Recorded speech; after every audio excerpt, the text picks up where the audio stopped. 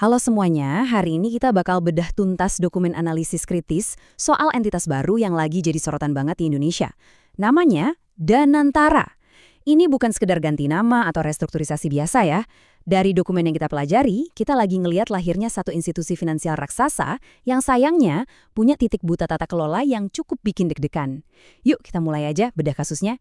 Ini penting banget karena kedepannya dampaknya bakal ngerubah total cara negara kita ngelola aset. Oke, kita masuk ke bagian pertama. Siapa sih raksasa baru bernama Dantara ini?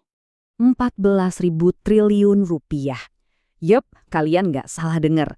Angka yang supermasif ini adalah estimasi total aset yang bakal digabung di bawah naungan Danantara.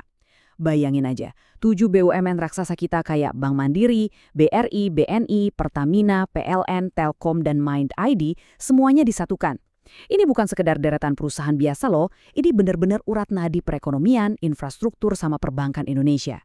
Menggabungkan semuanya ke satu payung itu manuver yang luar biasa besar, dan pastinya butuh pertanggungjawaban yang sama besarnya dong. Terus, sebenarnya entitas ini fungsinya buat apa sih? Nah, dokumen ini ngejelasin kalau Danantara punya fungsi ganda. Pertama, sebagai super holding buat ngelola ketujuh BUMN tadi secara terpusat. Kedua, bertindak sebagai sovereign wealth fund atau pengelola kekayaan negara buat investasi global. Coba pikirin deh, nyatuin dua DNA yang beda banget. Yang satu fokus ngelayanin publik dan jaga aset, yang satu lagi harus agresif manuver, cari cuan di pasar global. Ini bikin tata kelolanya jadi kompleks banget. Kekuatan finansialnya jadi terpusat di level yang belum pernah kita hadapi sebelumnya. Biar lebih kebayang skalanya, kita bandingin sama pemain luar yuk. Estimasi dana kelolaan Danantara itu sekitar 900 miliar dolar AS. Jauh banget di atas Temasek Singapura yang ada di kisaran 400 miliar dolar atau Khazanah Malaysia yang sekitar 30 miliar dolar. Dengan dana hampir 1 triliun dolar, Danantara bakal jadi salah satu yang terbesar di dunia. Makanya urgensi buat tata kelola dan transparansinya ini udah bukan sekedar urusan domestik lagi, tapi bakal jadi sorotan dan syarat mutlak di mata internasional. Lanjut ke bagian kedua. Kita bahas soal titik buta, transparansi, dan risikonya. Nah, dari analisis dokumen, ada temuan yang lumayan mengejutkan nih. Website resmi Danantara saat ini kerasa banget kayak titik buta transparansi. Di saat kita butuh akuntabilitas mutlak, informasi dasarnya justru nggak ada sama sekali. Nggak ada laporan keuangan tahunan, nggak ada laporan investasi, bahkan dokumen rencana jangka panjangnya pun kosong. Buat institusi yang disiapin buat megang kendali aset publik ribuan triliun, nggak adanya dokumen-dokumen penting ini jelas nabrak prinsip dasar tata kelola sebuah lembaga negara. Sekarang yang menarik banget buat dicermati itu struktur laporannya. Danantara ini didesain punya payung pengaman super kuat. Jadi mereka langsung lapor ke presiden tanpa lewat kementerian teknis manapun. Sentralisasi kekuasaan tanpa adanya layer penengah ini yang disorot tajam sama para analis. Kalau mekanisme check and balances dari kementerian kayak Kemenq atau Kementerian BUMN dihilangkan, ruang buat intervensi politik dan penyalahgunaan wewenang jadinya terbuka sangat lebar. Masuk ke bagian ketiga, ambiguitas hukum dan tata kelola. Kalau kita bandingin sama lembaga yang udah eksis, yaitu IENA atau Investment Authority, kelihatan banget kontras risikonya.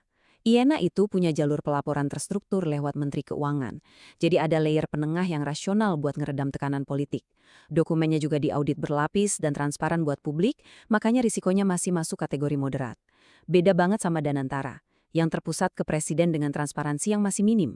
Tanpa kementerian sebagai filter, dokumen ini menilai Danantara punya risiko politis yang sangat tinggi. Ini celah besar dalam tata kelola institusi. Analisis struktural ini mengerucut pada 3 risiko serius buat tata kelola yang baik. Pertama, bahaya kekosongan pengawasan. Karena desainnya mirip entitas privat, pertanyaannya, gimana kalau BPK atau DPR kehilangan wewenang hukumnya buat ngaudit secara menyeluruh? Kedua, risiko penyimpangan. Tanpa pengawasan independen, investasi bisa gampang disetir sama agenda politik jangka pendek, bukan lagi pakai hitung-hitungan bisnis yang logis. Dan yang ketiga, ini bisa memicu ketidakpastian hukum yang ngaburin pertanggungjawaban kalau sampai terjadi kerugian negara. Bagian keempat. Ini puncaknya, resiko, konsekuensi fatal, dan ancaman buat aset publik. Dari semua pemaparan tadi, ada satu pertanyaan tajam dari sumber yang kita bedah. Bagaimana publik bisa percaya jika data dasar pun tidak tersedia? Kepercayaan itu kunci, teman-teman. Itu modal paling berharga buat sovereign wealth fund manapun di dunia. Tanpa transparansi tingkat tinggi, bakal mustahil buat ngeyakinin investor global. Apalagi ngeyakinin rakyat Indonesia yang sebenarnya adalah pemilik sah kekayaan itu. Bahwa raksasa finansial ini benar-benar kerja buat kesejahteraan bersama, bukan cuma buat segelintir elit. Para pakar hukum dan tata kelola di dokumen ini ngasih peringatan yang benar-benar keras. Mereka negasin kalau prinsip transparansi di lembaga sekolosal Danantara ini diabaikan, ini bisa memicu apa yang disebut kejahatan sempurna buat korupsi. Karena statusnya yang abu-abu, antara hukum administrasi negara dan perusahaan privat, pelakunya kelak bisa aja sembunyi di balik tameng, ini cuma kerugian bisnis biasa. Ini resep paling mematikan yang bisa bikin negara rugi gede dalam skala yang nggak bisa dipulihkan. Oke, jangan panik dulu. Kita masuk ke solusinya. 3 pilar perbaikan utama. Kabar baiknya, dokumen analisis ini ngasih jalan keluar yang konkret biar institusi ini nggak jadi ancaman. Pilar pertama, penguatan regulasi. Pemerintah harus tegas narik garis, ini tuh entitas publik atau murni privat, biar nggak ada lagi area hukum yang abu-abu. Pilar kedua, mandat transparansi. Publikasi kinerja keuangan dan investasi harus diwajibkan secara ketat dan terbuka. Dan pilar ketiga, ini benteng terakhir kita, audit independen. BPK atau auditor setara wajib punya akses absolut buat nelusurin tiap rupiah aset institusi ini. Tanpa 3 pilar ini, pencegahan skenario kejahatan sempurna tadi cuma bakal jadi omong kosong. Lahirnya entitas raksasa ini jelas jadi babak baru dalam sejarah perekonomian kita. Ngelola aset 14.000 triliun rupiah itu jelas bukan pekerjaan yang bisa dilakuin di ruang tertutup tanpa pengawasan. Seperti seruan penutup dari dokumen sumber kita, mari kita kawal bareng-bareng transparansi aset negara. Apakah pengawasan sipil mampu nuntut tata kelola yang jernih dari entitas dengan kekuatan terpusat kayak gini? Keputusan dan kepedulian kita lah yang bakal menentukan. Jadi, gimana menurut kalian?